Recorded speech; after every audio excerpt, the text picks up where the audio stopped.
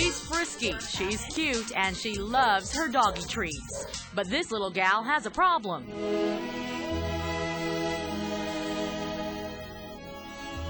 She's just been a very good dog.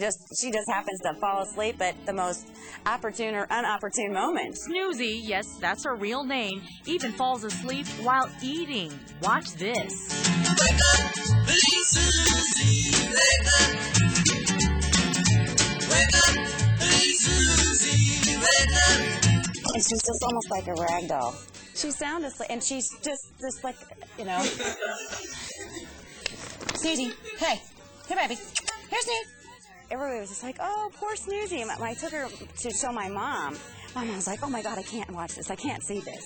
Snoozy's affliction is rare, but not unique. Condition that causes him to suddenly fall asleep when he's trying to do other things. Rusty here was one of the first documented cases. Then in 1999, researchers at Stanford University discovered canine narcolepsy is a genetic disorder. Findings scientists hope will lead to treatment for the disease in humans. Let's see, this is the... Get him, Snooze! Get him, Snooze! As for treating Snoozy, medication didn't work. Stacy says having lots of dogs around seems to help keep Snoozy from snoozing. I think that a lot of them have subsided. They're not completely gone.